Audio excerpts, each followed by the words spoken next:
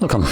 In front of me is a OPPO Watch 46mm version, and today I will go over unboxing along with the overview of the device itself. So starting off, the package is very reminiscent of Apple Watches, and so is the device itself, as you will see soon enough.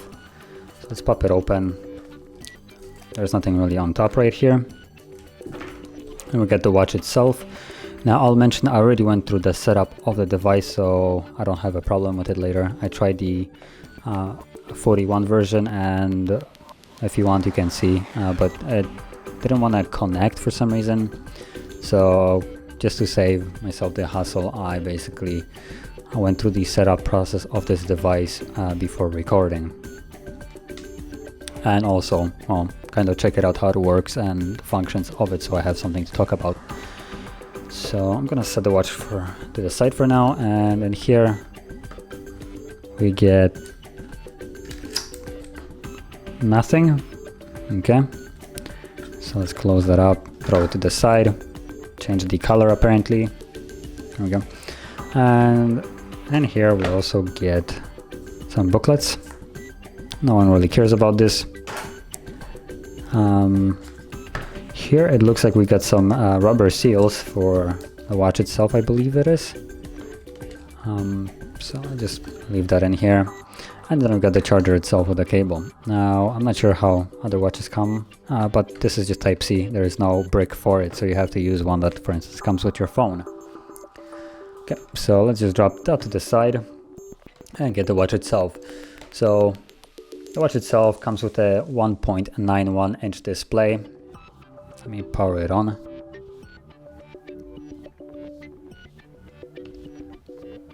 Whichever button that is, there we go. And it's a AMOLED display, 326 pixels per inch with a nicely curved display. This is just curved on the edges, as you can see. Kind of like majority of the phones that have come out in like 2019. And about display, that's about it. There's not much more to say. It's a fairly nice looking display, honestly. It looks really nice, especially if you can fit it up with some really good wallpaper. This will look amazing. Once it loads, that would be nice. Maybe I need to pair it with my device, see if there's anything popping up.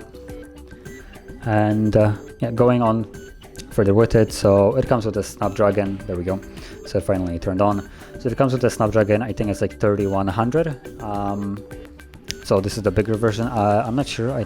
There is a chance that the smaller one comes with a weaker processor, and also has 1 GB of RAM. That comes for both of them, meaning both also the OPPO Watch 41mm version, so it's smaller. And honestly, I will do a review of the 41mm watch as well, because it is honestly like a completely different device. Apart from looking different than this watch, not having curved glass around here and being smaller and just overall feeling a little bit cheaper, the specifications of the watch itself vary drastically comparing to this thing. So obviously this is the better option, the more premium, with way more love put into it rather than the smaller version. So if you got small wrist and you want a smaller watch, you also got to downgrade it somehow. So basically talking about the battery, they really boast about the battery itself on this Android version. So it supposedly has a 36-hour battery, and this is for the Wi-Fi version. This is what I have right here. There's also an LTE version, which will have, I think, like 31 hours of battery. And then if we go to the smaller version, it even has less. So yeah. And also they advertise that apparently it has 21 days of Wi-Fi, and LTE version has 21 days of power saving mode. Now that would be all nice and dandy, if not for the fact that power saving mode basically makes this device as useful as, not really sure what to compare it to. exponent power saving or ultra power saving mode is more useful than this. But basically what you have is a step counter, you have notifications, you have time, and you have heart rate, and that's about it. So you have a nice display right here. It looks really gorgeous. If you drop it to power saving mode, all that is basically gone, and you have the kind of Chinese knockoff looking watch that has just a couple functions, and it really feels weak at that point. At this moment you can see that it works really well. The 1 GB RAM on this thing is really helping it out in my opinion. As you can see, it runs smoothly. There is literally no lag in it, and because it's running on the Wear OS, it's basically almost the Wear OS experience. Now there is a couple grips that I have with it, which starting off, if we have the app right here, let me just quickly turn it on my phone once I actually can find it. There we go, Wear OS. Disregard the phone being a little bit banged up. So there we go, there's the application that you are required to own for this to work, right? Cool. I mean, it's Wear OS, that's what you would expect, right? And it does basically what it did, what Wear OS app supposed to do. You have the option to add some tiles right here, some options, change watch faces. But as you can see, I have a custom watch face, and guess what? This cannot be set using the Wear OS. You need to download the the High Top app. Somewhere it's basically notification prompting you to download it, right? And it's a Wear OS that is basically gimped, just so you have to download the OPPO app. So let me quickly find it. I think it was somewhere around here. If I can quickly find it, that would be amazing. High Top, there we go, I think this is it. So there we go, so we have the High Top app, right? And logically thinking, you will be probably thinking, well then I'm just gonna download the High Top app and connect it through this, because basically you have to go through the connection process on this app when you're trying to use it, so you can, for instance, customize watch faces, right? So you go in here and set up custom watch face. The app will completely not work until you pair it through Wear OS app. This app will not even boot up. It will just give you a gray screen with text that you need to first pair it with the watch using Google Wear OS application, making this app completely useless. It literally annoys me that I have to have two apps for a single watch. I mean, cool, maybe if you have a OPPO Watch you don't need to, but if you're using something like I am, Huawei phone, so I have to have Wear OS app and also this one, so I have basically the full spectrum of experience that I can get out of this watch. Otherwise I'm kind of limited by it. As you can see, apart from that, watch faces are the same, the default ones are the same, accessible on here as well as the Wear OS. And the difference is basically when you set up here and you try to add it, you have the option to choose, for instance, a photo, and then also where the time is showing, so you have the top or bottom. So I'm not sure what the idea here was, so for you to be required two different apps, but watch faces aren't the only thing that will not be working here correctly if you don't have this app. Basically tracking your workouts, yeah, that you can say bye-bye if you're planning to only use Google Wear OS. Without the High app, you're not tracking anything really. So that's another bummer, I would say. And it's kind of a shame because this watch is honestly really nice. It's big, the display is just gorgeous, honestly. And if we just set it up, let's quickly do it. There we go. So as you can see, there we go. I can change it, and this looks really nice. I can make it, I believe, even brighter. Let me try. Yeah, there we go. So now it's way brighter. Okay. So I'm gonna cycle through a couple different watch faces just so you can see how they look like. So obviously this looks really nice. It's super bright, vibrant. The display is just amazing. The curve of the display is also nice, considering you have to swipe through pages, right? So you have different pages, and the curve of the display really makes it feel really pleasant when you're doing it. You don't have like this sharp edge as you do, for instance, on the smaller version of it, the smaller brother.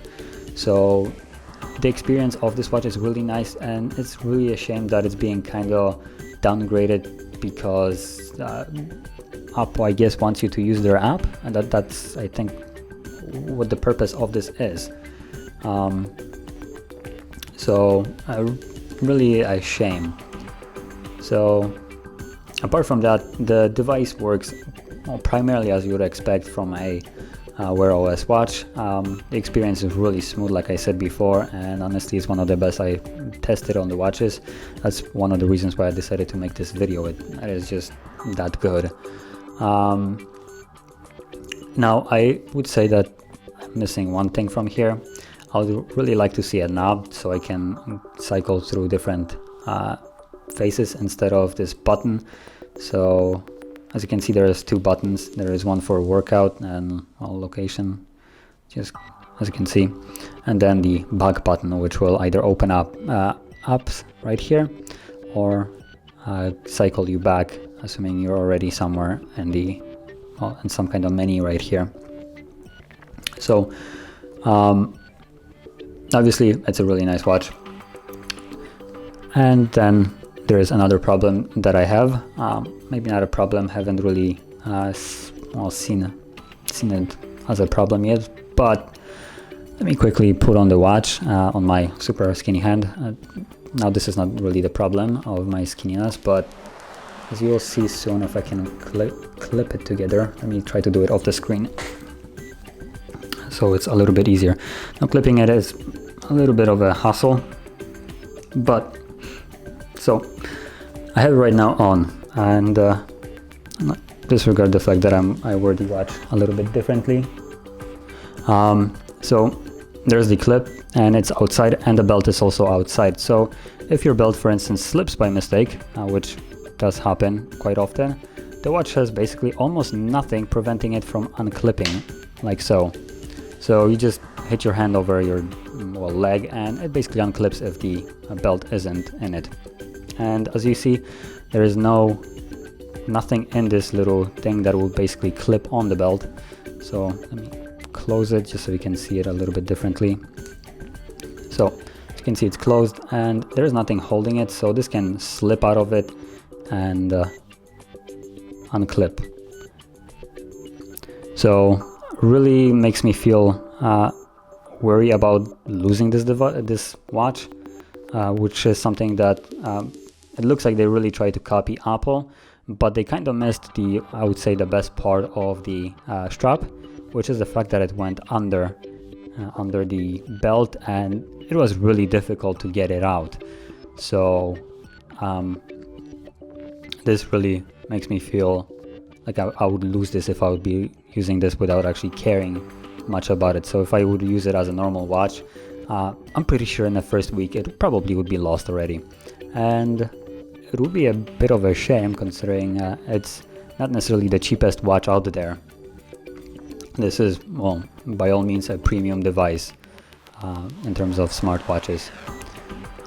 But finishing up and concluding this, honestly, if you can get a different watch strap and deal with the fact that you have to use a secondary app to get, well, all the functionality out of this, it is a really good device. It works super smooth, and honestly it's really pleasant to use and even look at it.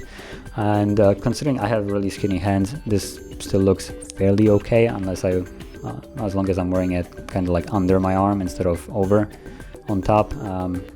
It does feel really nice, looks really nice, and honestly, if you're planning to buy a watch that runs really well, this is really good device that I kind of don't want to, but I have to say that I do recommend it.